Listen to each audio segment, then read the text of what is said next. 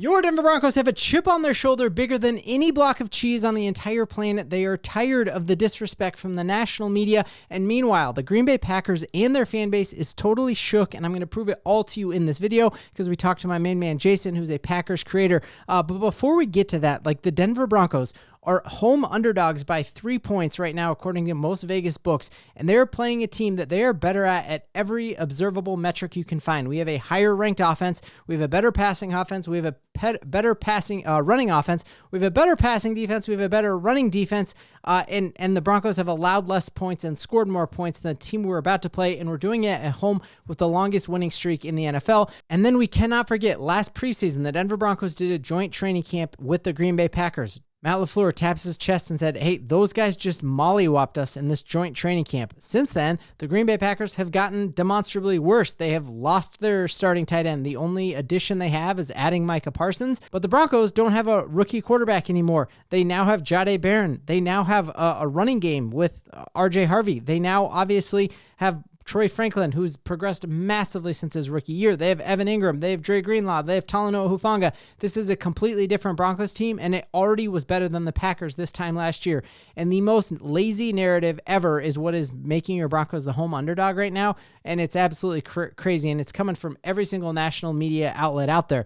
They are equating the fact that the Green Bay Packers have had success against man coverages all season long, and then saying that because the Broncos play a lot of man coverage, they're going to have success again. But if you take a look at the times that they have had success against man coverage, it is not even comparing apples to oranges here. So they have had massive success against the Detroit Lions, the Giants, the Steelers, and then they actually didn't have success against the Browns. They lost that game and only put up 10 points.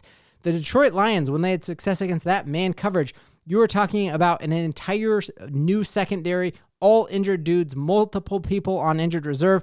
They're signing guys to play corner and safety who were literally on the practice squad a couple of days before. So comparing that to the restricted airspace that we have with the best defensive player on the planet in Pat Surtain, with Riley Moss now playing the number 2, it is absolutely disgraceful, and it is not the actual opinion of actual Packers fans. And for more on that, we are bringing in my main man, Jason, who covers the Packers for Sports Talk Wisconsin. Let's dive in. Oh my goodness, it's the Super Bowl 32 rematch, and the biggest Packers fan I know, and one of the biggest Packers creators on the interwebs. We're talking to Jason. How you living, big dog? Oh man, what an honor. What an honor. Dude, is this going to be the preview of what we're going to see in Super Bowl, whatever it is right now? I don't even know what Super Bowl it is right now, but are we going to see that same matchup? I mean, is Bo Nix going to be the John Elway?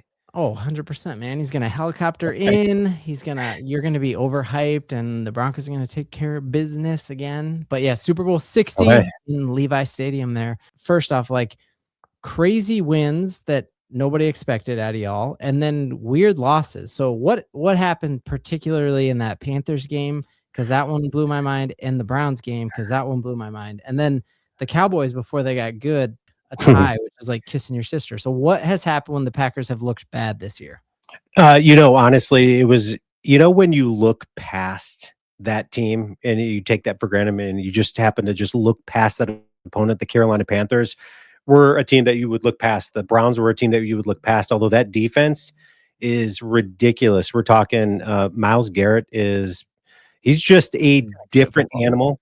Yeah, dude, and they're so good. But it was, I think what it was we just were playing good football, and then we just weren't on the road. It was just, I think we took those wins, quote unquote, for granted, and then it became losses. And I think that was problematic for the Packers. Yeah. So y'all are pretty confident going into this game, or what's the confidence level going into Mile High, where traditionally over the past, since I've been a Broncos fan, you haven't fared that well? We haven't fared that well. I got to be honest with you, and this isn't just the fandom and me speaking. The Packers have played incredibly well. You just mentioned the Carolina Panthers. You just mentioned the Browns, teams that even the tie against the Cowboys. These are games that we should have won, but the games that we quote unquote should have been competitive, to open up at home against the Lions, to play the Commanders before Jaden Daniels injuries and all that stuff. Short week on Thanksgiving in Detroit, like that was a crazy win. we are stepping up when it matters right now. We're stepping up to the big game and the big stage. And what bigger stage than the number one seed AFC at Mile High? Uh, I do have confidence that the Packers will perform well. I really do. So it looks like Jacobs, who has been the absolute nightmare for Yeah. Broncos country, going back all the way to when he was a Vegas Raider, actually Los Angeles Raider, even when he started 8-0 against us, almost 1,000 yards rushing in those 8 games. Yeah. He's questionable to play. So what do you think he will play? And if he doesn't, who's your backup running back? Yeah, he's going to play. And that's what Emmanuel Wilson was the backup running back, and he filled in nicely when Jacobs went down. He's not a Jacobs type running back by any means. We had a third round pick, Marshawn Lloyd, that we drafted 2 years ago. He's played 4 snaps for us, so we've yet to see him on the field. Although he potentially could be making his debut this year against the Denver Broncos. So that being said, Josh Jacobs is going to be playing. This is just more of resting his knee, getting it right, holding him out of practice, but he'll play. Okay. And then other playmakers, your tight end, Tucker, was a beast, bro. So what happened now that he's out? Dude, nothing offensively with our tight ends. I mean, Tucker Kraft is one of those guys that could do everything. Forget the offensive side of it because the Packers have got so many weapons offensively. We needed him to block. He would do it all. He was that complete package type tight end. So you can't fill that void, and the Packers haven't filled that void. It's just tight end by committee right now. Okay. What part of this matchup do you feel most confident about? That's a great question. I feel most confident with our pass rush. I don't know how good you guys are at getting out on the edge. I know that you guys have got somewhat of a speedster in Harvey. So I know that he's good at getting out on the edge, but the Packers, they built their team to go sideline to sideline in a hurry, and no team can really get out on us on the edge. Now, where I have problems or where I have fears are uh, if you guys start running the ball. I want the ball to be in actually Bo Nix's hand a lot because that means he's going to be under pressure, which means he's going to force the ball, and it's going to be problematic for him because our pass rush is one of the best in the NFL. However, if you guys stick to the run, that's what's been killing us all year is when teams stick to the run and they just beat us up with the run. We get tired, and then all of a sudden we're fatigued and playing not good. All right, real talk. Are you still scrambling for a Christmas gift and you're looking for one of those gifts that doesn't scream, I forgot all about you until yesterday? Well, I have got you covered.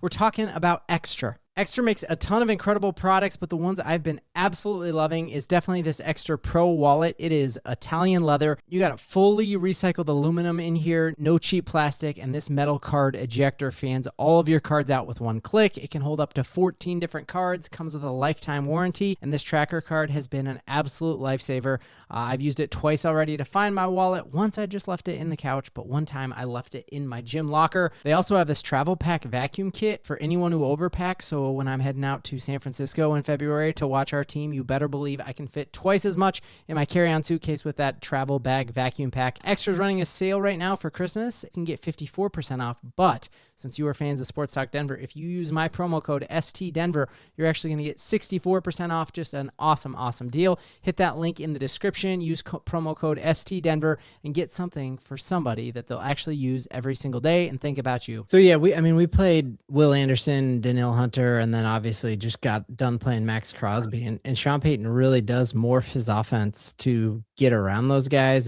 The YouTube cameras caught him after the game talking to Max Crosby and saying, like, we know every play you're in and have like Max Crosby calls. And so I expect that same level of treatment to be for Micah Parsons. Like, hey, if he's on the right side, we're running it in the middle, or we're running left. We're having him not wreck this game for us. So who if Micah can't wreck the game, who on your defensive front do you feel best about? So that's interesting. So we might be getting back Lucas Van Ness. I don't know if you remember him. He was our first round pick a handful of years ago from Iowa.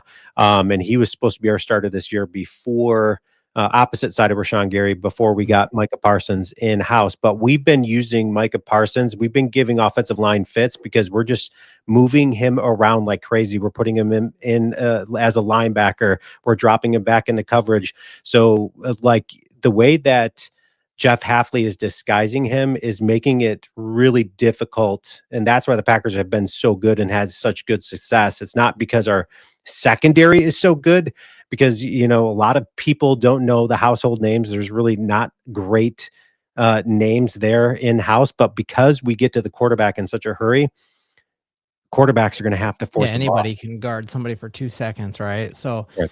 well, that's crazy you say you're using Micah like that, because before we played the Cowboys, I interviewed a Cowboys creator who said the reason they traded Micah was because if you play him as a linebacker or as an edge or as a defensive tackle, like if you play him as he should be, which is anywhere you want to play him, and Yeah. you use him as a joker card, then he's the best defensive player in football. But the Cowboys just kept him as an edge rusher, and then it's not worth paying somebody $42 million or whatever as an edge rusher, but he does do so much. So props to the Packers for using him, the way he should be.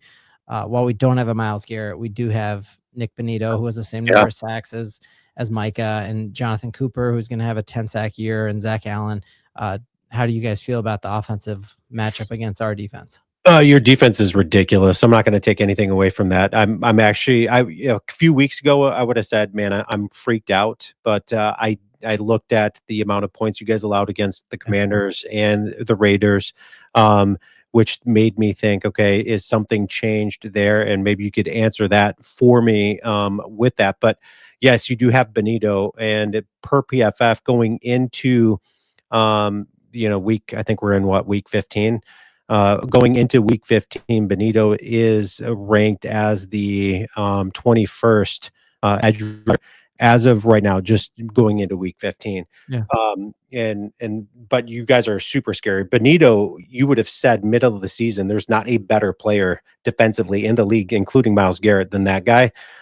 He's slowed his roll, I feel, since then. But man, I'm freaked out of the Denver Broncos defense at Mile High. It's going to be a scary thing. Jordan Love does get the ball out in a hurry. We've built our offense with speed type players. I mean, we're talking, I don't know if you know, but we got Christian Watson back. Mhm. Christian Watson ran a 4.36. At the combine, he had Jaden Reed running a 4.37.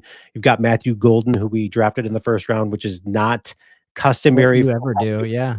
Never. And he ran a 4.29. We got Savion Williams in the third round. He runs a 4.8. And these are guys, Savion and Christian Watson have big frames. They're 6'4". So they're built right. But I am scared. Don't get me wrong. I'm scared of that defense in Denver for sure. Yeah. Yeah. To your point on the fall off since December started. Yeah. We were top 3, top 2 in every defensive metric. And then December hit and we've been a different team. And I made a video on it 3 days ago that last year, the Broncos week 1 through 12 averaged 16 points scored on them per game. And then the entire month of December, that number jumped up close to 30. So I don't know if Vance Joseph's system, when they start game planning for it, if there's, chinks in the armor that they don't see, but I'm hoping that, both these last 2 games in December have been on the road. Pass rush is always better when Mile High is lit because, your defense goes off as soon as that ball snaps. So Sean Payton made a point in his press conference to say, this needs to be the loudest I've ever heard Mile High. Vance Joseph came out and said the same thing. So, I'm feeling good about that. What's Green Bay Packers' opinion of Bo Nix? Because you hear a lot of people saying he's a fraud, he's overhyped, he's not as good as Caleb Williams, and then like we're drinking the blue and orange Kool-Aid and think he's John Elway and Jake Plummer's baby or something. So, Bo what's Nix, the actual thought there? Yeah, no, Bo Nix for me coming out of the draft, I said I think Bo Nix was going to be the most complete quarterback coming out of that draft. I think Bo Nix is the real deal. Now, yes, he had that sophomore slump at the beginning of the season, but I don't think you're seeing that sophomore slump now. I think he's getting his act together. It's certainly a quarterback that you can't look past. You can't take anything for granted there with his arm ability, and then his weapons that he's got there. So. Yeah, dude, I think Bo Nix is the real deal. That's why you're my guy, man. If you said anything else, I was just going to hang up the call. I was just going to get him out of here. He's not a bowl leaver. Okay. I'll let you run on this score prediction for this potential Super Bowl preview. So the Packers have been true to form. They've been putting up 27 a lot this season. And it seems like anytime they're putting up 27, they're winning games. They've put it up I want to say 7 times already, 7 or 8 times this year. So I'm going to say the Packers win this one 27-17. No disrespect to Bo Nix and that offense. I just think this defense is going to be problematic with the way that we disguise Micah Parsons. That's my thought. Bro, I want to hear it. Out of here. That is the hottest garbage in the Bo Nix era. Even going back to him as a rookie with the biggest NFL dead cap hit in NFL history, paying Russell Wilson, a Wisconsin guy who we hate. And by proxy, we hate you. Bo Nix has lost by 10 plus points one time in his career. You're not beating us by 10 points. That's just a cold, hard fact. The Denver Broncos are going to come into this game as underdogs with a chip on their shoulder because we've won 10 straight. We have the longest home winning streak in the NFL. The Broncos are going to win 28-13, and you can take that L on the way out, Jason. Yes, dude. Hey, I like it, man. I like it. This is very good. Regardless, this is going to be a crazy good game. I think this might be a preview of the Super Bowl. Go Pack, go, baby. Nope, believe, baby. All right, thank you so much. Well, there you have it. It's a national game. It is on every TV in America, and all of these lazy beat writers are not going to be able to say that Bo Nix is a fraud. They will see he's legit. They will see that nobody is throwing in restricted airspace. It is off limits for the Green Bay Packers. Being underdogs in this game is blatantly absurd, but after this game, all of the skeptics will see what we see, which is that there is a ton to believe in. And the ball don't lie.